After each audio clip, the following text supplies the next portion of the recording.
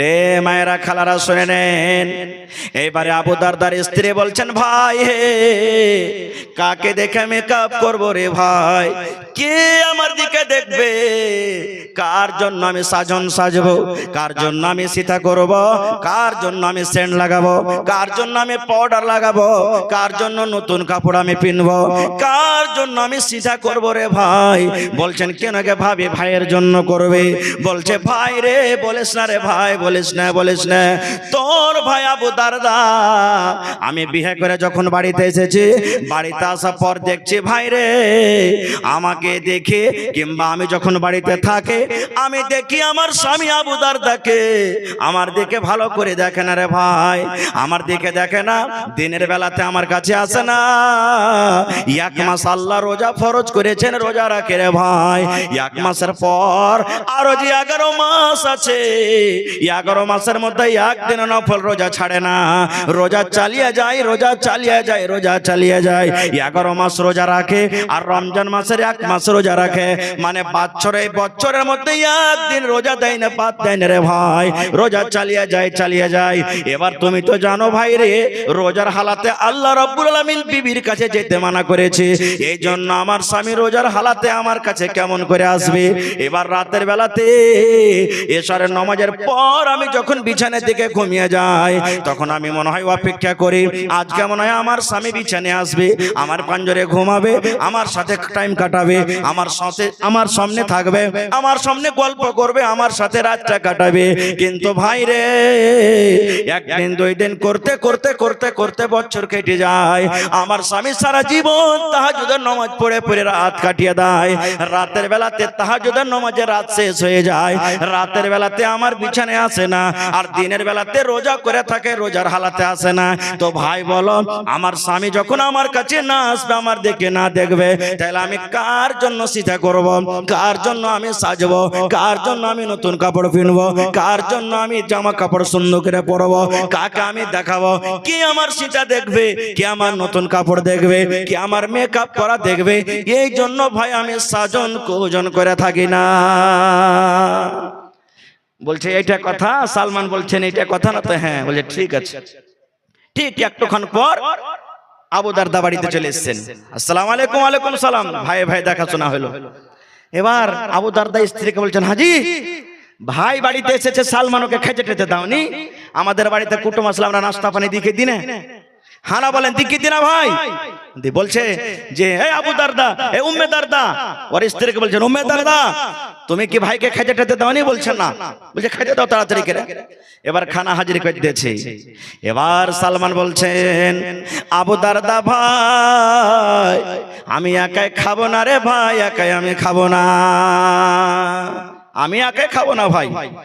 এবার আবু দারদা বলছেন, ভাই সালমান তুমি খাও, আমি রোজা করে আছি ভাই, আমি রোজা করে আছি ভাই, তুমি খাও। এবার তখন সালমান বলছেন, কেমন রোজা করে আছো? বলছেন নফল রোজা। এইবারে সালমান বলছেন, এ আবু দারদা ভাই রোজা ছেড়ে দাও, রোজা ছেড়ে দাও, তোমাকে রোজা করতে হবে না। ভাই রে, আমি তোমার ভাই, তোমার বাড়িতে দেখা করার জন্য এসেছি ভাই। আল্লাহর কসম করে বলি, যতক্ষণ পর্যন্ত তুমি আমার থালাতে বসে আমার সাথে না খাবে, আমি একটাও দানা পর্যন্ত তোমার বাড়ির মুখে দেব না, আমিও খাবো না। তুমি রোজা ভাঙবার আমার সাথে খাও। কি করবে বেচারি, মজবুর হয়ে গেল, রোজা ভাঙিয়ে দিলে। রোজা ভাঙিয়ে দিলে, নফল রোজা, ফরজ নেই, নফল ভেঙে গেল রোজা। রাইতে বেকার লেগেছে, এসারে নামাজ টামাজ পড়ে খানা পিনা খায়, এবার বিছানা লাগিয়ে দিয়েছে। এবার আবু দারদা বলছেন, সালমান ভাই তুমি এই বিছানা খানে ভাই শুতে যাও, আর এখন আমি তাহাজ্জুদের নামাজ পড়তে যাব। যখন কথাটা বলা, এইবারে সালমান আবু দারদার হাত খান ধরে বলছে, ভাই রে তাহাজ্জুদের নামাজের টাইম কিন্তু এখনো হয়নি রে ভাই, আমিও তাহাজ্জুদের নামাজ পড়বো। এই জন্য ভাই রে তোমাকে তাহাজ্জুদের নামাজ এখন পড়িতে হবে না। এই কথাটা বলতে বলতে আবু দারদা বলছেন, আমার ভাই সালমান আমার হাত খান ধরে আমাকে ধাক্কা দিয়ে আমার বিবির রুমে কিন্তু ঠেলে দিলেন। যেমন দেখবেন নতুন বিয়া শাদী যখন কেউ করবে, ভাবি নানি দাদি ওই বেটি ছেলেটাকে ধরে বাহির থেকে রুম টুম লাগিয়ে দেখি দেয় না। এই মতো বলছেন যে আমার ভাই সালমান আমার হাত খানটাকে ধরে রুমে ঠেলে দিলেন আর ভিতর থেকে কিল্লে লাগিয়ে দিলে বাহির থেকে, বলে থাকো তুমি, এখন তাহাজ্জুদের নামাজের টাইম হবে তখন আমি উঠিয়ে দেবো। থাকে থাকে থাকে, ঠিক 12-1টা যখন রাত হয়েছে, সালমান এবার ভাইকে বলছেন, ভাই আবু দারদা উঠো, এখন ভাই উঠো, নামাজের টাইম হয়ে গেছে। এবার আবু দারদা উঠা গোসল পানি কইরা এবার তাহাজ্জুদের নামাজ দুই বন্ধু পড়ে টড়ে, হ্যাঁ এবারে তখন ফজরের নামাজের টাইম হইতে গেছে। ওই টাইমে তখন আবু দারদাকে সালমান বলছেন, ভাই একটা কথা বলবো। বলছে কি? বলছে তুমি যে সারা জীবন তাহাজ্জুদের নামাজ পড়ছো রাইতে, আর তুমি দিনের বেলাতে রোজা করছো, তো তোমার স্ত্রীটা কি তোমার হক নাই তোমার পরে? তুমি সারা হক মেরে করে যদি তুমি আল্লাহ কি রাজি করো, এগুলা ইবাদত আল্লাহ রাজি হবে না। এই কথাটা শুনে টিনে আবু দারদা বলছেন, আমি দৌড়াইতে দৌড়াইতে আল্লাহ রাসূলের কাছে চলে গেছি, যে যা যা আমার সাথে ঘটনা হয়েছে গোটা ঘটনাটা আমি বলে দিয়েছি। এবার তখন আল্লাহ রাসূল কথাটা শোনা পর বলছেন, সাদাকা সালমান। আবু দারদা, সালমান তোমার ভাই ঠিকই বলেছে। কি রে আবু দারদা, তোমার স্ত্রী বাড়িতে আছে, তোমার বিবির সাথে তুমি কথা বলো না, তোমার বিবিকে তুমি মজাক করো না, তোমার বিবির সাথে কথা বলো না, তোমার বিবির তুমি হক আদায় করো না। তোমার বাড়িতে মেহমান এসেছে, কুটুম এসেছে, কুটুমের তুমি হক আদায় করো না, কুটুমের সামনে তুমি বসে খাও না, কুটুমের সামনে তুমি গল্প করো না। তোমার বাড়িতে তোমার বাচ্চা আছে, তোমার বাড়িতে তোমার বেটা বেটি আছে, তুমি কোলে নাও না, বাচ্চাগুলোর সাথে তুমি মজাক করো না, বাচ্চাগুলোকে তুমি আদর দাও না, বাচ্চাগুলোকে তুমি কোলে পিঠে করো না। এই সমস্ত হককে তুমি মেরে দিয়েছো। এ আবু দারদা, আল্লাহ তোমাকে দুটা চোখ দিয়েছে রাতের বেলাতে আরাম করার জন্য, তুমি এই চোখ দুটাকে জাগিয়ে রেখেছো, তুমি একদিনও ঘুমাও না। এই চোখটা যদি আল্লাহর দরবারে কিয়ামতের দিন আল্লাহকে শিকায়ত করে দেয়, মাবুদ রে তোমার বান্দা আবু দারদা আমাকে একদিনও ঘুমাইতে দেয়নি, সারা জীবন নামাজে কাটালছে, আল্লাহ আমার যেটা হক আমার রয়েছে আমাকে আরাম করতে হবে, আমাকে আরাম করতে দেয়নি। আবু দারদা রে, তোমার বিবি যদি আল্লাহর দরবারে শিকায়ত করে দেয়, রব্বুল আলামিন আমার স্বামী আমাকে আদর করে না, আমার স্বামী আমার কাছে সময় দেয় না, আল্লাহ আমার হক মেরে আল্লাহ তোমাকে রাজি করার জন্য ইবাদত করে, আল্লাহ তুমি ফয়সালা করে দাও। এইবারে রাসূল বলছেন, আবু দারদা সমস্ত হককে মেরে, সমস্ত লোকের হকটাকে মেরে, চোখের হককে মেরে, বিবির হককে মেরে, মেহমানের হককে মেরে, বেটা বেটির হককে মেরে তুমি যদি একমাত্র আল্লাহর ইবাদতে দিনটা কাটাও, একমাত্র যদি আল্লাহর হক তুমি আদায় করো, এরকম ইবাদতে বান্দিগিতে আল্লাহ নারাজ হয়ে যাবে রে, এরকম ইবাদতে আল্লাহ তাবারাক ওয়া তাআলা খুশি হবেন না। নারে তাকবীর। কেন ঘটনাটা বলতাম জানেন? এই ঘটনাটা বলার উদ্দেশ্য এই যে আবু দারদা একজন এমনই সাহাবী যে দিনের বেলাতে নামাজ রোজা আর রাতের বেলাতে নামাজ। এরকম সাহাবী যখন মরছেন তখন বলছেন, কি বিবি রে, কে জানি জীবনে কোন এমন পাপ করেছি, আমল করেছি, যে আমলটা হয়তো আমি ছোট মনে করে করেছি, কিন্তু সেই পাপটা আল্লাহর কাছে এত বড়, পাপটা আল্লাহর কাছে এত বড়, পাপটা আল্লাহর কাছে এত বড়, যে পাপটা করার কারণে হয়তো আল্লাহ নারাজ আমাকে জাহান্নামের ভিতরে দিয়ে দিবে। এই জন্য বিবি রে আমি কাঁদছি। হায়রে হতভাগা মুসলমান, আজকে আমরা জীবনে রাত দিন পাপে ডুবে থাকছি। একদিন কি মতকে বলে স্মরণ করেছি, একদিন কি মতকে বলে স্মরণ করছি? আরে মতকে বলে স্মরণ তো স্মরণ দূরের কথা, বাপ মরে গেছে, দাদু মরে গেছে, গ্রামের আত্মীয় স্বজন মরে গেছে, কবরে মাটি দিতে যাচ্ছি, তখনও তো কবরকে দেখে ভয় করে না। হযরত ওসমান গনি কবরকে দেখে এত কাঁদতেন, কবরকে দেখে এত কাঁদতেন, সুবহানাল্লাহ, যে চোখের পানিতে সমস্ত দাড়ি ভেজে যেত। মাটির ঘর, মাটির হবে বিছানা, এসেছ একা যাবে কা, সঙ্গে কেহ যাবে না। মাটির বাড়ি, মাটির ঘর, মাটির হবে বিছানা, এসেছ একা যাবে কা, সঙ্গে কেহ যাবে না। এসেছ একা যাবে কা, সঙ্গে কেহ যাবে না। লক্ষ কোটি মধুরা বয়ে করছ বালা খানা, হীরামণি মুক্তা দিয়ে পালঙ্কের বিছানা। এমন ঘরে যাইতে হবে, এমন জায়গা যাইতে হবে, যে জায়গায় নাই সাথে, এমন ঘরে রইতে হবে, যে ঘরে নাই বাতি। এমন ঘরে রইতে হবে, যে ঘরে নাই বাতি। দাদা গেছেন, বাবা গেছেন, কেউ তো ফিরে এলো না, এমনি ভাবে যেতে হবে, তোরা কেন বুঝিস না? এমনি ভাবে যেতে হবে, তোরা কেন বুঝিস না? সাধের ছেলে চলে যাবে, আর তো আব্বা ডাকবে না, পরনের বিবি চলিয়া যাবে, আর তো ঘরে আসবে না। সাধের ছেলে চলে যাবে, আর তো আব্বা ডাকবে না, পরনের বিবি চলে যাবে, আর তো ঘরে ফিরবে না। মাটির বাড়ি মাটির ঘর, মাটির হবে বিছানা, এসেছো একা যাবে একা, সঙ্গে কেহ যাবে না। নারে তাকবীর।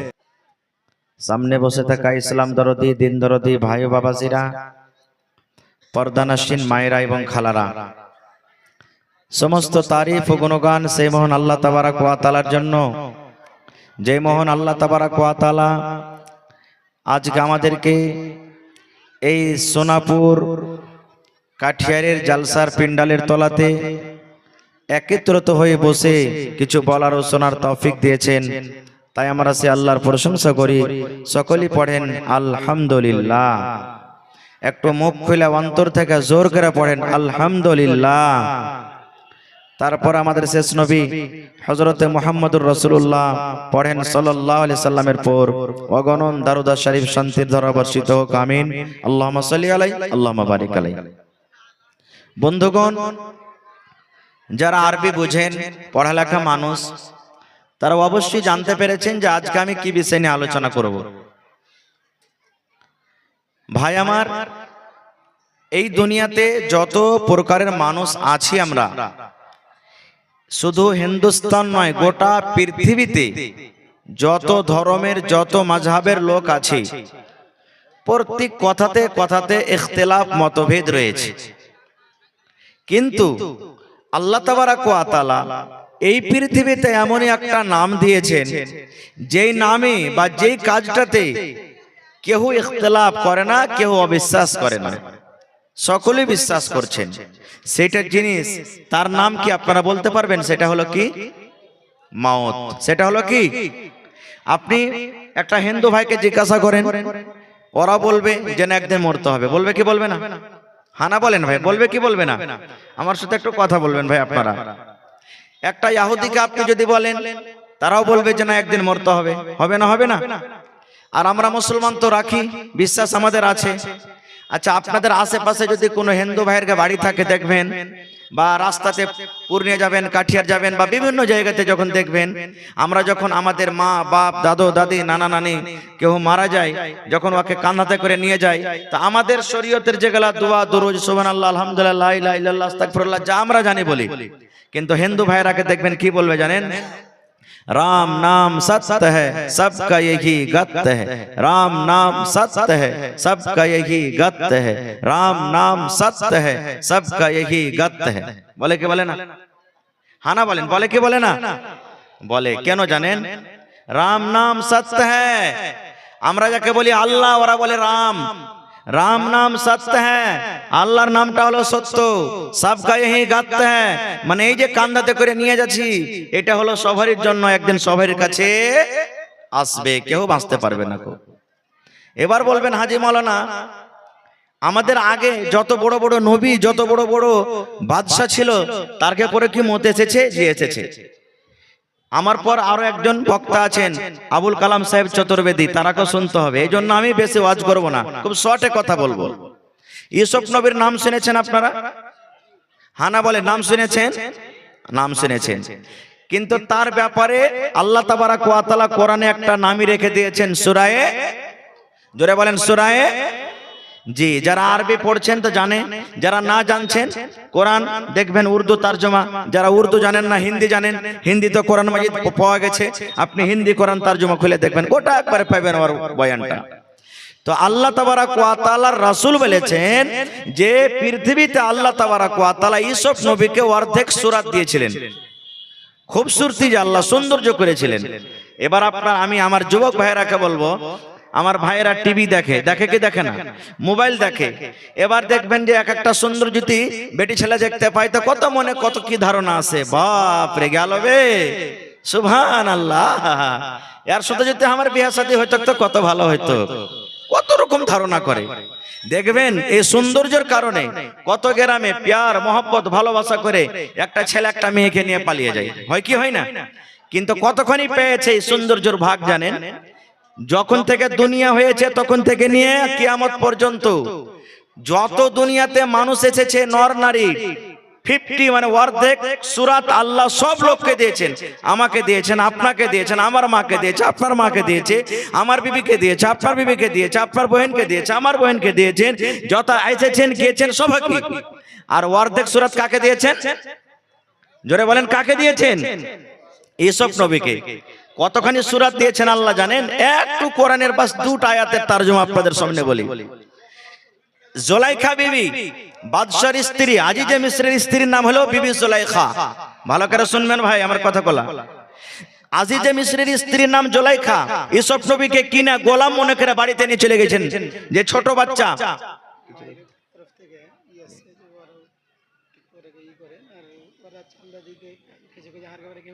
আচ্ছা মা খালারকে দুয়াই হয়নি এখানে নাকি? ওরা রাগ করে গাইল দিছে মনে হয়। আচ্ছা মা খালা আপনারা ধৈর্য ধরেন, বাস আমি 2-4-10 মিনিট ওয়াজ করবো, বেশি করবো না, তখন আমি আপনাকে একবারে দিল খুলে খুলে দোয়া করবো রাতের বেলাতে ইনশাআল্লাহ। তো আজিজে মিসর বিবি জুলাইখার বাড়িতে ইউসুফ নবী, কিন্তু জুলাইখা বিবি জানে না যে এটা হবে বড় হ্যাঁ নবী। ও কি জানে? জুলাইখা খাতুন জানে যেটা নবী হবে? জানে না। গোলাম বেটা বাড়িয়ে রাখবো, গোলাম বাড়িতে রাখবো বলে কিনে চলে গেলে। এবার যেমন যেমন যেমন যেমন ইউসুফ নবী বড় হয়েছেন তেমন তেমন সৌন্দর্য হয়েছে, আরো দেখতে ভালো লাগছে। আস্তে আস্তে আস্তে জুলাইখার সামনে গোসল করে, জুলাইখার সামনে কাপড় পিনতে, জুলাইখার সামনে ইমনে হাঁটে, জুলাইখার সামনে ওমনে হাঁটে। যখন একটা সুন্দর বেটা ছেলে একটা বেটি ছেলের সামনে হাঁটবে, ওর মনটা কেমন কেমন করবে না? করবে না? করবে না ভাই? আস্তে আস্তে আস্তে আস্তে বিবি জুলাইখা ইউসুফ নবীর উপরে পাগল হয়ে গেল, কিন্তু একে পাগল হয়ে গেল একবারে, এমন পাগল যে বলার শেষ নেই। ঘটনার আপনারা জানছেন যে ইউসুফ নবীকে একটা এমন রোমের ভিতরে নিয়ে চলে গেলেন বিবি জুলাইখা, যে এখন তার সাথে কুকর্ম করবে, তার সাথে কুকর্ম করবে।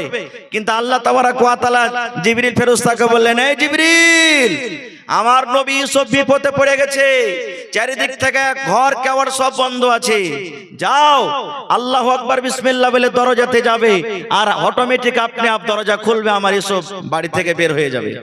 তাই হলো, খারজা হোক। এবার আপনারা বলেন যে এই সব কথাগুলা কি লুকিয়ে থাকবে ভাই? একটা ছেলে একটা মেয়েকে যদি ভালোবাসে, একদিন বাঁচলো, 2 দিন বাঁচলো, 3 দিন বাঁচলো, 5 দিন বাঁচলো, 10 দিন বাঁচলো, এই করতে করতে বমের মতন একদিন ফুটবে না? ফুটবে না? ফোটে না? ফোটে না ভাই? বলেন না? হ্যাঁ। এবার এই ভালোবাসার কথাটা এ বাড়ি ওই বাড়ি, ওই বাড়ি ওই বাড়ি করে চারিদিকে কিন্তু হয়ে গেল, জেনে গেল সব। এবার আশেপাশেকার মহিলারা বলে, আরে মিশরের বাদশার স্ত্রী জুলাইখা কত পাগল বেটি ছেলের, একটা গোলামের পিছে পাগল হয়ে গেছে। এত ছোট কাজ, একটা গোলামের পিছে কি কেউ পাগল হয়? এই যে কথাটা বিবি জুলাইখা যখন জানতে পারলেন, মা খালারা বলে বা আমার ভাইরা বলে যে মায়ের লোকের বেলা 36টা কল্লা হয় নাকি? মেয়ে লোকের বেলা 36টা কল্লা, হাদিস কোরআনের কথা লাই, শোনা কথা বলছে ভাই। 36টা হয় কি 30টা হয় কি 38টা হয় সেটা আল্লাহ জানে, আমি জানি না। তাহলে একটা কল্লা মনে করলেন এটা। এবার বিবি জুলাইখা তখন বলছেন আল্লাহ কোরআনে বলেছেন, কোরআনের তরজমাটা শুধু আপনাকে শোনাচ্ছি। এবার বিবি জুলাইখা বলছেন থামরে লিস্সি লাগানে মেয়ে লোক, তোরা আমাকে তোরা রাগ আছিস যে একটা গোলামের পিছে পাগল হয়ে গেছে, তোরাকে মজাটা একটু চাখাচ্ছি।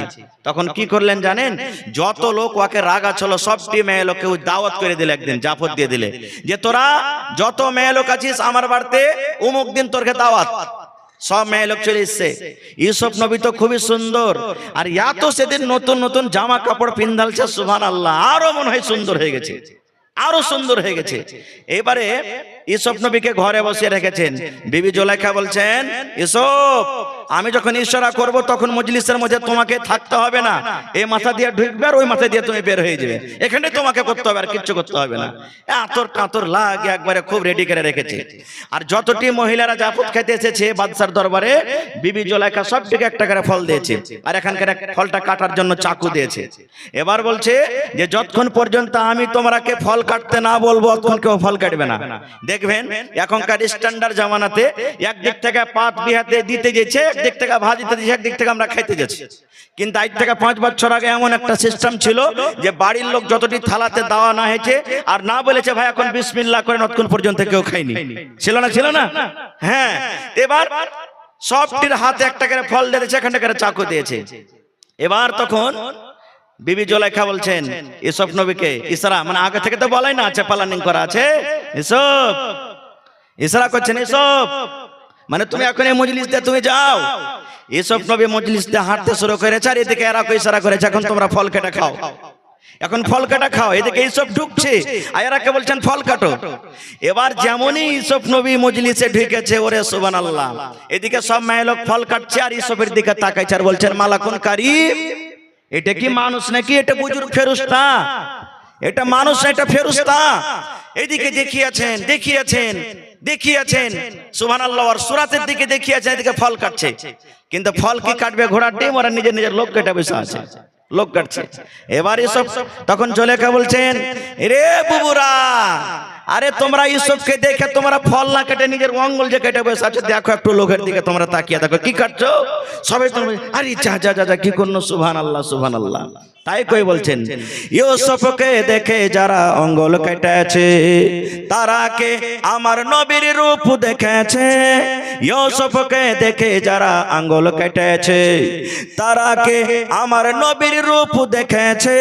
আরে দেখতো যদি কেটে দিত, আরে দেখতো যদি কেটে দিত কলিজা খানা, হয়নি হবে না হতে পারে না আমার নবীর সাথে কারো তুলনা, হয়নি হবে না হতে পারে না আমার নবীর সাথে কারো তুলনা। সুবহানাল্লাহ। এবার তখন বিবি জুলাইখা বলছেন হাজি বুবু, তোমরা এক নজরে যদি ইউসুফকে দেখা যদি লোক কাটা বেশ থাকো, তা আমার বাড়িতে তো 24 ঘন্টা থাকে, তো আমার মনটা কেমন করে। তখন বলছে বুবু রে, ঠিকই তুই করেছিস, ঠিকই বলেছিলি রে বুবু, ঠিকই বলেছিলি। এ ভাই, এটা হলো ইউসুফ নবীর খুব শর্তি। এবার আমাদের নবীর ব্যাপারে সুবহানাল্লাহ বলা যাবে না। একটা হাদিস বলছি, পূর্ণিমার চাঁদ 14 দিনকার চাঁদ ঝলমল করে জ্বলছে উপরে। আবু হুরায়রা একজন সাহাবী নবীর পাঞ্জরে বসে আছেন, একবার চাঁদ দিকে দেখছেন, একবার নবীর দিকে দেখছেন, একবার চাঁদের দিকে দেখছেন, একবার নবীর দিকে দেখছেন। 2-4 বার যখন হয়েছে তখন আল্লাহ রাসূল বলেছেন আবু হুরায়রা কি ব্যাপার, আরে তুমি একবার চাঁদকে দেখো একবার আমাকে দেখো, কিছু বুঝতে পারি না তুমি কেন এরকম করো। রে আমার মুসলমান ভাইরা, হযরত আবু হুরায়রা বলেন আল্লাহর নবী গো, আমি আবু হুরায়রা বুঝতে পারি না, আমি আবু হুরায়রা পার্থক্য করতে পারি না গো দয়ার নবী, কে 14 দিনকার চাঁদটা বেশি সুন্দর, কি আপনি দয়ার নবীর মুখখানা বেশি সুন্দর। সুবহানাল্লাহ, এত আমার নবী সুন্দর ছিলেন। হায় আল্লাহ। তবে আমার ওয়াকিয়াটা ঘটনাটা বলার উদ্দেশ্য হলো এই যে ইউসুফ নবী এত বড় নবী আর এত সুন্দর করে আল্লাহ তৈরি করেছেন, কিন্তু দুনিয়া থেকে বেঁচে আছেন? দুনিয়াতে বেঁচে আছেন? দুনিয়াতে বেঁচে নেই, ও মারা গেছেন। এবার একটা বড় বাদশার কথা শুনেন। দুনিয়াতে সব থেকে বড় বাদশা ফেরাউন বাদশা। ফেরাউনের থেকে বড় বাদশা দুনিয়াতে আসেনি, কেউ আর না আসবে। এত বড় বাদশা যে নিজে খোদা দাবি করেছিল, আল্লাহ দাবি করেছিল, আর কত কত যে ছেলেরাকে মেরেছে তা সেটা আল্লাহ জানে। খুব লম্বা ঘটনা আছে তার, ওদিকে যাব না। এবার মুসা নবী ফেরাউনের ভয়ে, ফেরাউনের ডরে ওর কমকে বানি ইসরায়েলকে নিয়ে আগে আগে পালিয়ে যায়, আগে আগে পালিয়ে যায়। ফেরাউন পিছনে পিছনে তাড়ে। এবার আল্লাহ তাবারাক ওয়া তাআলার আদেশ হলো, এই মুসা তুমি বিসমিল্লাহ বলে লাঠি মারো, সমুদ্রে তোমার জন্য রাস্তা হয়ে যাবে। রাস্তা পানি দুদিকে হয়ে গেল। এবারে হাঁটতে শুরু করে দিলেন, মুসা নবী পার হয়ে গেলেন, পার হয়ে গেলেন। এবার ফেরাউন মনে করছে রাস্তা তো হয়েছে, আমরাও যাই, আমরাও যাই। এবার পান্তে ঝাঁপিয়ে পড়লো।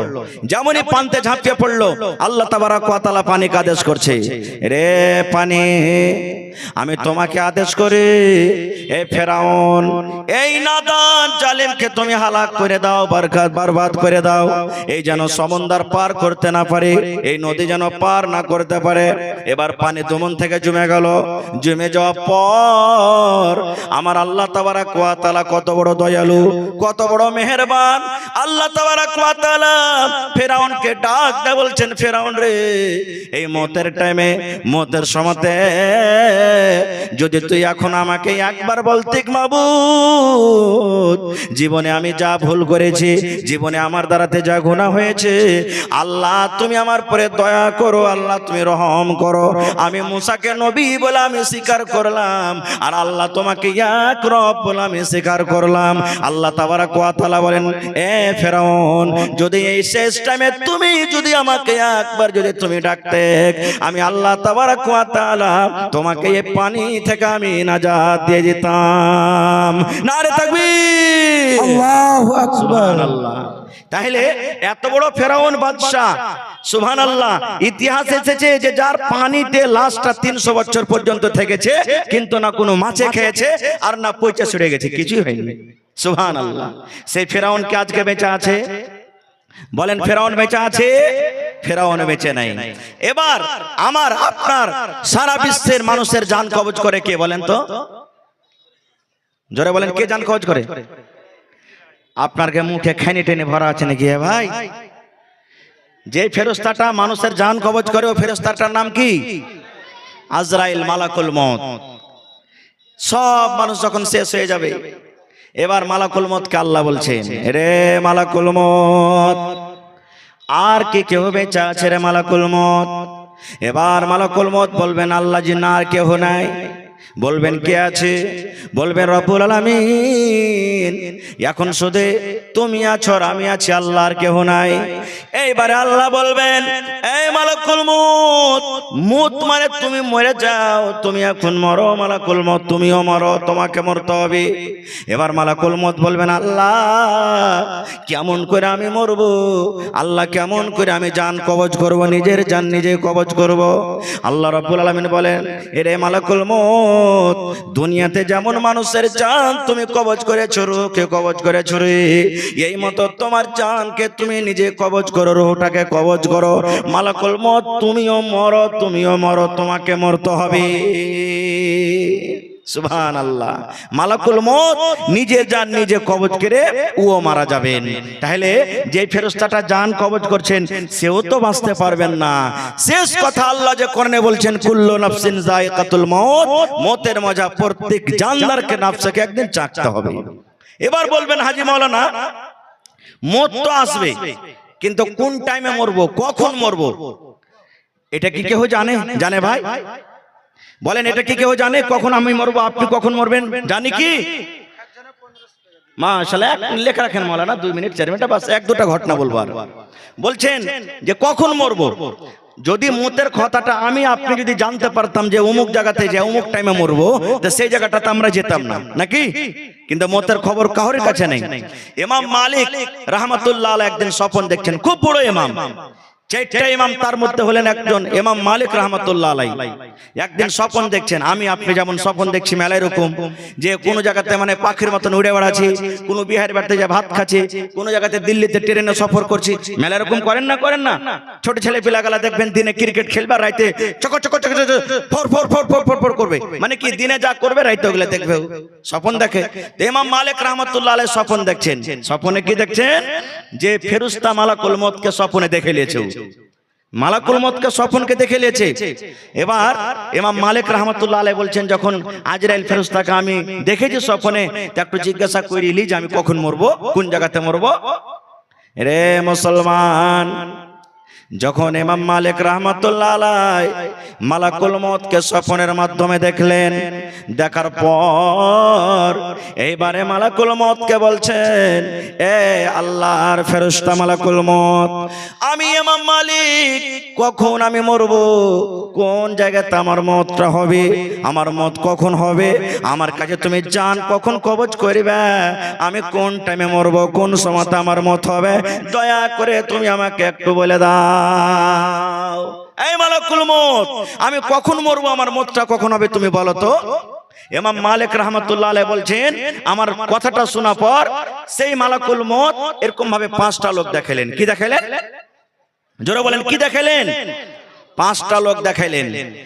ইমাম মালিক বলছেন যে আমি 5টা লোকের ব্যাপারে জিজ্ঞাসা করবো যে আর মানে কি, বলতে না বললে আমার স্বপ্ন ভেঙে গেল। এবার কিন্তু ইমাম মালিক রাহমাতুল্লাহ আলাইহির মধ্যে মন খান কেমন কেমন করতে লাগলো। আল্লাহ জি আমাকে মালাকুল মউত আজরাইল ফেরেশতা 5খানা লোক দেখালেন, ইয়ার মানে আমি 5 ঘন্টা বাদ মরবো নাকি, ইয়ার মানে আমি 5 দিন পর মরবো নাকি, ইয়ার মানে আমি 5 মাস পর মরবো নাকি, ইয়ার মানে আমি 5 বছর পর মরবো নাকি, ইয়ার মানে আমি 500 বছর পর মরবো নাকি। 5টা আঙ্গুলের মানে কি আল্লাহ আমি বুঝতে পারলাম না মাবুদরি। এই 5টা লোকের মানে কি? মালাকুল মউত আমাকে 5টা লোক দেখিয়ে দিলেন। আল্লাহ কি করবে এখন? এই ভাবা চিন্তা করতে করতে ওই যুগে একজন মাওলানা ছিলেন, বড় মুহাদ্দিস ইবনে সিরিন রাহমাতুল্লাহ আলাইহি। ও কিন্তু স্বপ্ন দেখলে তাবির করতে পারতেন।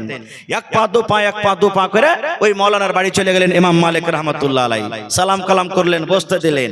এবার ইবনে সিরিন রাহমাতুল্লাহ আলাইহি বলছেন যে মালিক কি ব্যাপার, তুমি আমার বাড়ি এসেছো, মানে কি তোমার দরকার রয়েছে? ওরে সুবহানাল্লাহ। এবারে ইমাম মালিক রাহমাতুল্লাহ আলাইহি বলছেন, মাওলানা আমি আজ রাত্রে মালাকুল মউতকে স্বপ্নে দেখেছি, আর স্বপ্নের মধ্যে আমি জিজ্ঞাসা করলাম আমি কখন মরব। মালাকুল মউত আমাকে 5টা লোক দিয়ে ইশারা করে দিয়েছেন। আমি মাওলানা বুঝতে পারি না যে 5 দিন পর আমি মরব, আমি বুঝতে পারি না যে 5 মাস পর আমার মওত হবে, আমি বুঝতে পারি না কি 5 বছর পর হবে, এই জন্য আপনার কাছে এসেছি। এবার ইমাম মালিক রাহমাতুল্লাহ আলাইহি বলেন, ইবনে সিরিন রাহমাতুল্লাহ আলাইহি একটুখানি মুচকি মেরে হেসে দিয়ে বলছেন, ইমাম মালিক 5টা লোকের মানে 5 দিন বাঁচবে না, 5টা লোকের মানে 5 ঘন্টা বাঁচবে না, 5টা লোকের মানে 5 মাস নয়, 5টা লোকের মানে 500 বছর নয়, 5টা লোকের মানে হলো এই যে মালাকুল মউত তোমাকে 5টা লোক দেখিয়েছেন। এই 5টা লোকের উদ্দেশ্য হলো, এই 5টা লোকের মানে হলো এই যে তুমি স্বপ্ন দেখেছো তার তাবির হলো এই। আল্লাহ রাব্বুল আলামিন কোরআন মাজিদে একটা সূরা দিয়েছেন, সেই সূরার নাম হলো সূরা লোকমান। আছে না নাই? কোরআন মাজিদে আল্লাহ একটা সূরার নাম দিয়েছে সূরা লোকমান। এবার ইবনে সিরিন রাহমাতুল্লাহ আলাইহি বলেন, ওই কোরআন মাজিদে একটা সূরা আছে সূরা লোকমান, আর ওই সূরা লোকমানের শেষের দিকে 5টা আয়াতে আল্লাহ রাব্বুল আলামিন 5খানা কথা জানিয়ে দিয়েছেন। ওই 5টা কথার ব্যাপারে আল্লাহ রাব্বুল আলামিনের ওই আয়াতের দিকে ইশারা করে মালাকুল মউত 5টা লোক দেখিয়ে দিয়েছেন। 5টা কথার ইলম, 5টা কথার খবর, 5টা কথার ইলম আল্লাহ রাব্বুল আলামিন ছাড়া অন্য কোন দুনিয়ার মানুষকে নাই। তার মধ্যে একটা আছে, ওয়ামা তাদরি নাফসুন বিআইয়ি আরজিন তামুত।